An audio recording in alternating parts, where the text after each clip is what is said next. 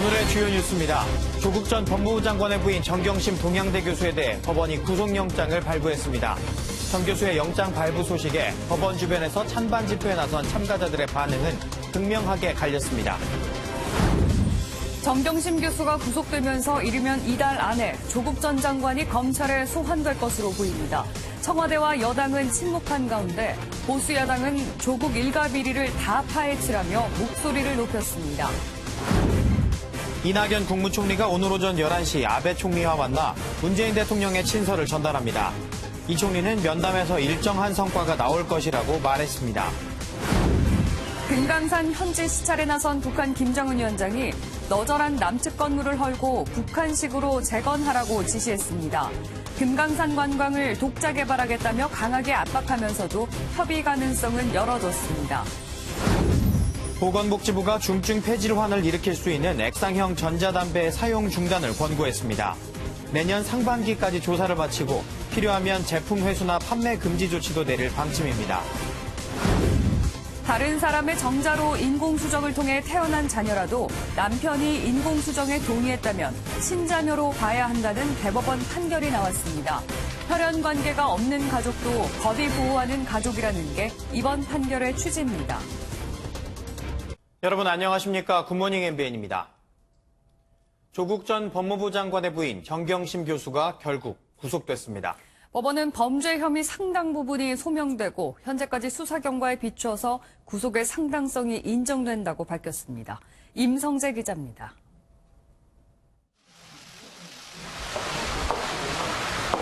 본인한테 사전에서 신뢰한 판매수행 부탁드리겠습니다. 재판에 성실히 임하겠습니다. 재판에 성실히 임하겠다던 조국 전 장관의 부인 정경심 교수가 결국 구속됐습니다. 검찰이 지난 8월 말 전방위 압수수색을 시작으로 조 전 장관의 가족 관련 수사에 본격적으로 착수한 지 58일 만입니다. 정 교수에 대한 구속영장을 발부한 법원은 정 교수의 범죄 혐의 상당 부분이 소명된다고 판단했습니다. 서울중앙지방법원 송경호 영장전담 부장판사는 검찰의 수사 경과에 비추어 증거인멸 염려가 있으며 구속의 상당성도 인정된다고 설명했습니다. 지난 21일 검찰은 정 교수에 대한 구속영장을 청구하면서 입시비리와 사모펀드 의혹과 관련해 모두 11가지 혐의를 적용했습니다. 앞서 7시간에 걸친 구속 전 피의자 신문에서 정 교수의 변호인은 검찰 수사가 기울어진 저울과 같았다며 불구속 방어권을 강조했습니다. 이제 재판 과정만은 철저히 공정한 저울이 되도록 하기 위해서는 이제 불구속 재판이 당연히 전제되어야 한다라는. 또 정 교수의 건강 상태와 관련해 검찰에서 요구한 CT와 MRI 영상, 신경외과 진단서 등 필요로 하는 모든 자료를 제출했지만 정 교수의 구속을 막진 못했습니다. MBN 뉴스 임성재입니다. 어제 서울중앙지법 인근에선 정경심 교수의 구속을 촉구하는 집회와 반대하는 집회가 동시에 열렸습니다.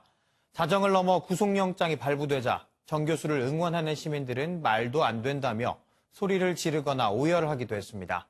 조창훈 기자입니다. 서울중앙지법 코앞에서 정경심 교수의 구속 촉구 집회를 연 500여 명의 보수단체 회원들. 정경심 구속! 조국 구속! 자정을 넘겨 정 교수의 구속 소식이 전해지자 사법 정의가 세워졌다며 법원의 결정을 환영했습니다. 반면 400여 미터 떨어진 곳에서 정 교수 응원 긴급 촛불 집회를 개최한 진보 진영 시민들의 반응은 정반대였습니다. 정 교수의 무사기환을 염원하던 천여 명의 시민들은 대형 화면에 뜬 속보를 보고선 울거나 소리를 지르며 격앙된 반응을 보였습니다. 이 과정에서 한 여성이 쓰러져 구급차로 이송됐고 나머지 참가자들은 대법원을 거쳐 서울중앙지법까지 700여 미터 거리를 행진했습니다. 집회를 주최한 사법적폐청산 범국민 시민연대는 구속이 곧 유죄는 아니라면서 오는 토요일 또 다른 촛불 집회를 예고했습니다. MBN 뉴스 조창훈입니다. 이제 검찰 수사는 조국 전 법무부 장관을 향하고 있습니다. 정경심 교수의 혐의 중 상당수가 조 전 장관과 연관됐다는 의혹 때문입니다. 이기종 기자입니다. 검찰은 구속된 정경심 교수의 혐의 11개 가운데 상당수에 조국 장관이 개입했거나 방조했다고 보고 있습니다. 우선 조 전 장관은 두 자녀가 서울대 공익인권법센터에서 인턴 증명서를 허위로 발급받는 데 개입했다는 의혹을 받고 있습니다. 당시 공익인권법센터에 조 전 장관이 몸담고 있었던 만큼 직접 조사 필요성이 제기되는 상황입니다. 저희 아이는 공익인권법센터에서 인턴을 했고 센터로부터 증명서를 발급받았습니다. 정 교수가 코스닥 상장사 WFM 주식을 차명 매입한 의혹도 마찬가지입니다. 일부 언론은 검찰이 당시 주식 매입 과정에서 조 전 장관의 계좌가 활용된 정황을 포착했다고 전했습니다. 당시 조 전 장관이 청와대 민정수석으로 근무했기 때문에 조 전 장관과 정 교수 모두 직접 투자가 금지된 상태였습니다. 정 교수의 연구실과 자택의 컴퓨터 하드디스크를 증권사 직원 김경록 씨가 교체하는 걸 조 전 장관이 방조한 의혹도 있습니다. 검찰이 정 교수 구속으로 과잉 수사 논란의 부담을 일부 덜어내긴 했지만 검찰개혁 방안 시행과 맞물려 이르면 이번 달 안에라도 조 전 장관을 소환 조사해 빠르게 수사를 마무리할 수 있다는 전망도 나옵니다. MBN 뉴스 이기중입니다. 보수 야당은 정경심 동양대 교수의 구속에 일제히 환영의 뜻을 밝혔습니다. 청와대와 여당은 침묵을 지켰는데 야권의 조국 전 법무부 장관에 대한 직접 수사 압박이 더욱 거세질 것으로 보입니다. 권용범 기자입니다. 정경심 동양대 교수에 대한 구속영장 발부 소식에 보수 야당은 당연한 결과라며 조국 전 법무부 장관까지 정조준하고 나섰습니다. 자유한국당은 조국 가족범죄단의 주요 공범인 조국에 대한 수사가 이뤄질 차례라며 검찰에 엄정한 수사를 촉구했고 바른미래당도 정의의 여신도 박수칠 결과라고 평가하며 수사의 초점은 이제 의혹 덩어리 조국에 맞춰야 한다고 강조했습니다. 야권은 정 씨의 구속을 계기로 조 전 장관에 대한 압박 수위를 높여 대여 공세를 강화하겠다는 방침입니다. 특히 조 전 장관 가족들이 투자한 사모펀드 의혹 등과 관련해 조 전 장관을 직접 겨냥할 근거가 마련됐다고 보고 있습니다. 반면 청와대와 여당인 더불어민주당은 침묵했습니다. 청와대는 공식적으로 언급할 내용이 없다며 말을 아꼈고 더불어민주당도 당 차원의 공식 입장을 낼 계획은 없는 것으로 알려졌습니다. 여권 내에서는 검찰의 무리한 수사를 지적하며 검찰개혁의 당위성을 주장하는 목소리와 조 전 장관에 대한 수사로 여권이 받을 타격을 우려하는 목소리가 동시에 나오고 있습니다. 야권의 조 전 장관에 대한 직접 수사 압박에 연말 패스트트랙 법안과 예산 처리를 둘러싼 여야 신경전도 더 치열해질 전망입니다. MBN 뉴스 권용범입니다. 유시민 노무현 재단 이사장은 윤석열 검찰총장이 조국 전 법무부 장관이 지명도 되기 전부터 일가에 대한 내사를 벌이고 있었다는 등 각종 주장을 펼쳤는데요. 검찰은 윤 총장을 언급한 유 이사장의 유튜브 방송에 대해 허위 사실이라며 중단할 것을 요구했습니다. 민지숙 기자입니다. 그제 유시민 이사장이 재단 유튜브 방송인 알릴레오를 통해 윤석열 검찰총장을 언급한 내용입니다. 윤석열 총장이 8월 9일 날 대통령이 법무장관으로 조국 씨를 지명하기 전에 청와대에 의견을 냈어요. 안 된다고. 네. 그리고 대통령 면담 요청도 했어요. 그러면서 검찰이 법무부 장관 지명 전인 8월 초부터 이미 조국 전 장관 일가에 대해 내사를 벌이고 있었다고 주장했습니다. 계속해서 윤 총장은 거짓말하고 있고 처음부터 내사 자료를 갖고 있었고 그 내사 자료에 의거해서 예단을 형성했고 윤 총장이 부하들에게 속고 있고 조 전 장관의 동생에 대한 수사는 별건 수사라는 주장도 이어졌습니다. 이에 대해 대검찰청은 유 이사장을 작가로 칭하며 제기된 주장을 강하게 반박했습니다. 먼저 유 이사장의 8월 초 내사 주장에 대해선 허위 사실임을 여러 차례 밝혔다면서 어떤 근거로 이런 주장을 하는지 명백히 밝혀줄 것을 요청했습니다. 또 윤 총장이 부하들에게 속고 있다는 발언에 대해선 상식에 반하는 주장이라고 언급하는 한편 조 전 장관 동생 수사는 고발장이 제출돼 착수한 채용비리 사건이라고 선을 그었습니다. 유 이사장은 MBN과의 문자 메시지에서 조 전 장관 지명 전 최소 2경로로 반대 의견을 대통령에게 전달했는지, 그랬다면 내사 자료 말고 무슨 근거가 있었는지 등을 윤 총장이 답해야 한다고 밝혔습니다. MBN 뉴스 민지숙입니다. 일본을 방문 중인 이낙연 국무총리가 오늘 아베 총리와 면담합니다. 문재인 대통령의 친서도 전하기로 했는데요. 이 총리는 일정한 결과가 나올 것이라면서 면담에 대한 기대감도 나타냈습니다. 신동규 기자입니다. 이낙연 총리는 오늘 오전 11시 일본 총리관저에서 아베 총리와 면담합니다. 시간은 애초 알려진 대로 10분 남짓 이뤄질 예정으로 문재인 대통령의 친서를 편지 형식으로 전합니다. 강제징용 해법과 같은 구체적인 강론이 오가기는 어렵지만 대화 동력을 이어간다는 차원에서 의미를 찾는 분위기입니다. 내일 일정한 정도의 결과가 나올 수 있을 것입니다. 한일 정상회담으로 가는 교두보로서 역할을 다하겠다는 다짐으로 풀이됩니다. 이 총리는 일본 야당 대표들도 만나 한일 관계가 더 악화하거나 이대로 계속 가서는 안 된다는 데 공감했습니다.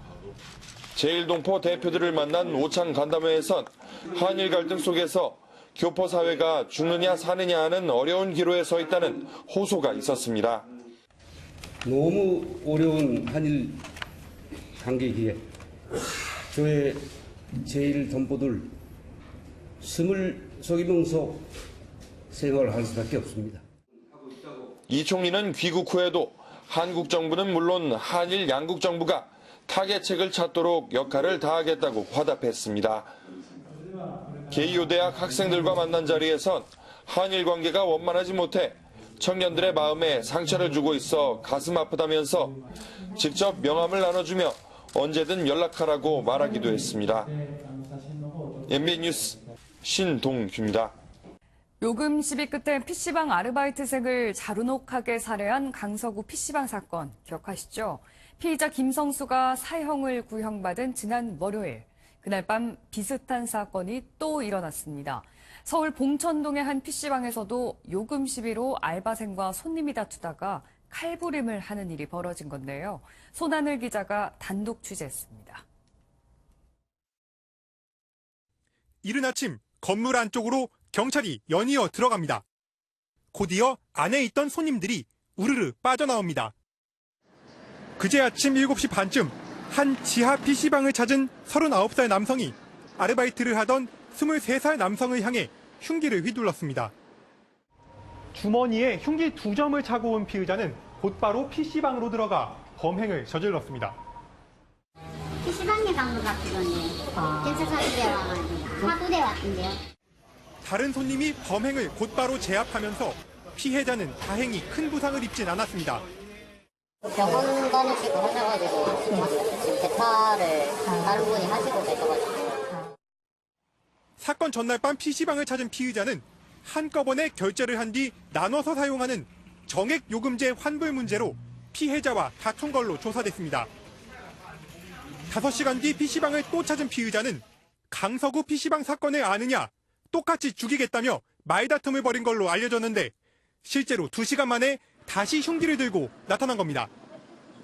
요금 문제 때문에 시비가 됐었고 두 번째는 가서 말로 뭐 어쩌고저쩌고 하고 온 거고 세 번째는 칼 들고 간 거고. 피의자가 요금 문제로 다툼을 벌인 바로 그날 낮 검찰은 강서구 PC방 사건의 피의자 김성수에게 사형을 구형했습니다. 일하는 위치가 노출되어 있기 때문에 가해자께서는 집에 가서 흉기를 들고 다시 이제 그 사고 장소로 와가지고 경찰은 피의자에 대해 살인미수 혐의로 구속영장을 신청하고 조사를 이어갈 방침입니다. MBN 뉴스 손하늘입니다. 해외에서 변종 대마를 피우고 국내로 밀반입한 혐의로 구속 기소된 이재현 CJ그룹 회장의 장남 이선호 씨에 대한 1심 선고가 오늘 오후 나옵니다. 검찰은 지난 7일 결심 공판에서 이선호 씨에 대해 징역 5년을 구형한 바 있습니다. 법조계에선 이 씨의 형량이 징역 3년 이하로 줄어든다면 집행유예를 선고받을 가능성이 크다고 보고 있습니다. 김정은 북한 국무위원장이 금강산을 현지 지도하면서 대뜸 남측 시설물을 모두 드러내라고 지시했죠. 보기만 해도 기분이 나빠진다면서 말입니다. 금강산 관광은 남북 경협의 상징과도 같은데 이런 발언을 한 배경이 뭔지 관심이 쏠리고 있습니다. 백길종 기자가 보도합니다. 노동신문 등 북한 매체는 금강산 관광지구를 찾은 김정은 국무위원장이 너절한 남측 시설물을 드러낼 것을 지시했다고 보도했습니다. 남북 경협의 상징이었던 금강산 내 남측 시설을 사실상 철거하라고 지시한 겁니다. 보기만 해도 기분이 나빠지는 너절한 남측 시설들을 남측의 관계 부문과 합의해서 싹 드러내도록 하고 현대적인 봉사 시설들을 우리식으로 새로 건설해야 한다고 말씀하셨습니다. 김 위원장은 특히 남에게 의존하려 했던 선임자들의 의존 정책이 매우 잘못됐다며 이례적으로 아버지 김정일의 정책을 비판하기도 했습니다. 남녘 동포들이 오겠다면 언제든지 환영할 것이지만 우리의 명산인 금강산에 대한 관광 사업을 남측을 내세워하는 일은 바람직하지 않다는 데 대해 북남 관계가 발전 안 되면 관광도 못한다는 인식은 잘못이라면서 다만 남측 관련 부문과 협의해 철거하겠다며 대화의 여지는 남겨놨습니다. 북한의 이 같은 발표에 대해 현대아사는 관광 재개를 준비하고 있는 상황에서 당혹스럽지만 차분히 대응하겠다는 입장을 밝혔습니다. MBN 뉴스 백길종입니다. 김정은 북한 국무위원장이 남북경협의 상징인 금강산 관광을 비판한 지 하루 만에 북미 협상 타결을 요구하는 북한의 담화가 조금 전에 나왔습니다.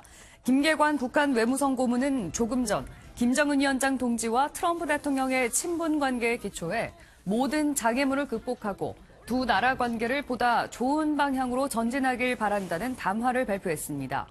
김 고문은 의지가 있으면 길은 열리기 마련이라며 우리는 미국이 어떻게 이번 연말을 지혜롭게 넘기는가를 보고 싶다고도 말했습니다.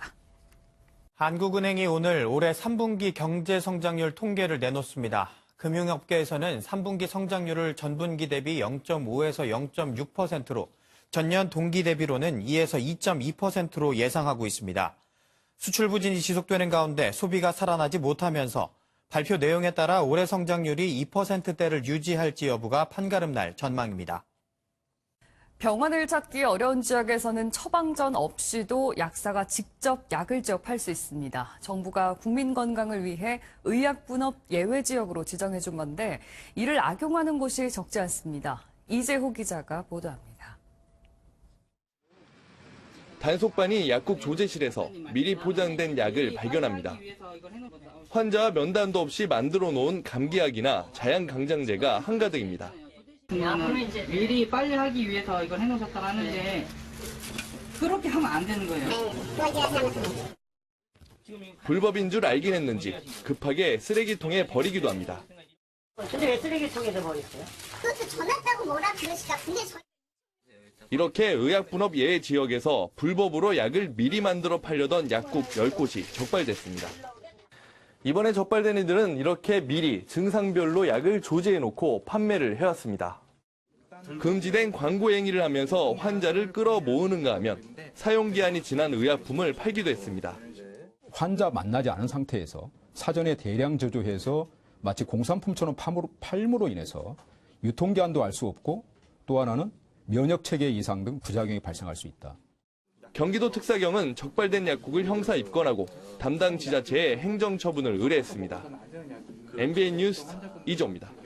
얼마 전 삼성 최신 스마트폰의 잠금 기능이 뚫린 일이 있었는데 이번엔 구글의 최신 폰이 뚫렸습니다. 눈을 감은 상태에서도 얼굴 인식이 실행된 건데 스마트폰 생체 인식 기술에 또 허점이 발견됐습니다. 길기범 기자입니다. 레이더 감지 기능으로 빠르고 안전하게 얼굴 인식이 가능하다고 출시된 구글의 최신 스마트폰 픽셀4. 하지만 눈을 감은 상태에서도 잠금이 해제된다는 사실이 알려지며 보안 허점이 드러났습니다. 사용자가 잠을 자는 동안에도 다른 사람이 스마트폰을 얼굴에 가까이 가져가자 잠금 기능이 해제된 겁니다. 구글은 해당 문제를 인정하며 눈을 떠야 잠금이 해제되도록 수개월 내에 업데이트하겠다고 밝혔습니다. 최근 삼성전자 갤럭시 폰의 지문 인식이 실리콘 커버에 뚫린 데 이어 얼굴 인식에서도 문제가 발생하면서 스마트폰 생체 인식 기능에 대한 불안감이 커지고 있습니다. 그런 보안 시스템이 잘 뚫렸다고 해서 저희가 해결할 수 있는 것도 아니고 개선 방안이 업데이트가 돼야지 나오는 거니까 답답한 것 같아요. 불안감이 커지자 금감원은 지문인식 오류 관련 모니터링을 시작했고 중국은행 등은 갤럭시 S10 지문 로그인 기능을 차단했습니다. 금융회사 대응 현황 정도 모니터링하고 있고요. 현재까지 피해 신고는 저희 쪽에 보고된 바는 없습니다. 삼성전자는 어제부터 지문인식 오류와 관련된 소프트웨어 업데이트를 시작했다며 보안성 강화에 더욱 만전을 기하겠다고 밝혔습니다. MBN 뉴스 길기범입니다. 영국의 한 산업단지에 있던 컨테이너 트럭에서 39명이 숨진 채로 발견됐습니다. 현지 언론은 인신매매나 미립국을 시도하는 과정에서 참변이 발생했을 가능성을 제기하고 있습니다. 국제 소식 신재우 기자입니다. 빨간색 대형 컨테이너 트럭이 서 있고 그 주위를 경찰이 삼엄하게 지키고 있습니다. 현지 시간으로 어제 오전 1시 40분쯤 이 트럭에서 10대로 추정되는 한 명을 포함해 39구의 시신이 무더기로 발견됐습니다. 북아일랜드 출신의 25세 트럭 운전자는 살인 등의 혐의로 체포됐지만 아직 정확한 사망 원인은 밝혀지지 않았습니다. At this stage, we have not identified where the victims are from or their identities, and we anticipate this could be a lengthy process. 불가리아에서 출발한 이 트럭은 웨일스를 거쳐 에식스까지 들어온 것으로 알려졌습니다. 이에 영국 언론들은 인신매매 혹은 미립국을 시도하는 과정에서 참변이 일어났을 가능성을 제기하고 있습니다. This is an unimaginable tragedy and truly heartbreaking. I know that I'm receiving regular updates and the Home Office will work closely with Essex. 영국에선 지난 2000년에도 중국인 58명이 컨테이너 트럭으로 미립국을 시도하다 모두 숨진 채 발견된 바 있습니다. MBN 뉴스 신재우입니다. 프로야구 한국 시리즈에서 두산 베어스가 1차전에 이어 2차전에서도 9회 짜릿한 역전 드라마를 썼습니다. 2경기 연속 끝내기 승리는 역대 최초로 두산은 우승에 한 걸음 더 다가갔습니다. 전남주 기자입니다. 2차전의 주인공은 두산의 박건우였습니다. 박건우는 5대5로 맞선 9회 말 1사 2루 상황에서 상대 투수의 공을 받아쳐 경기를 끝냈습니다. 포스트 시즌만 되면 극심한 타격 부진에 시달렸던 박건우는 감격의 눈물을 보였습니다. 감독님이 믿어주셔서 또 그거에 보답을 해야 되니까 앞에서 또 좋은 후배 인태가 또 동점 만들어주고 해서 조금 마음의 짐을 덜었던 것 같아요. 초반부터 점수를 뽑은 키움은 5대2로 앞선 6회 말 선발 투수 이승우가 주자 2명을 내보내자 조상우를 올렸습니다. 조상우는 두 타자를 모두 삼진으로 돌려세우며 위기를 넘겼습니다. 문제는 실책이었습니다. 8회 김혜성이 평범한 땅볼을 놓치며 결국 실점으로 이어졌고 역전패로 이어졌습니다. 분위기를 우리 쪽으로 한 50%는 가져왔다고 생각하고요. 앞으로 남은 경기 아주 좋은 경기 할 것 같습니다. 두산은 역대 최초로 2경기 연속 끝내기 승리를 거둔 팀으로 기록됐습니다. 홈에서 2연승을 거둔 두산은 한국 시리즈 우승 확률 89%를 잡았습니다. 양 팀은 하루를 쉰 뒤 장소를 고척돔으로 옮겨 3차전에 나섭니다. MBN 뉴스 전남주입니다.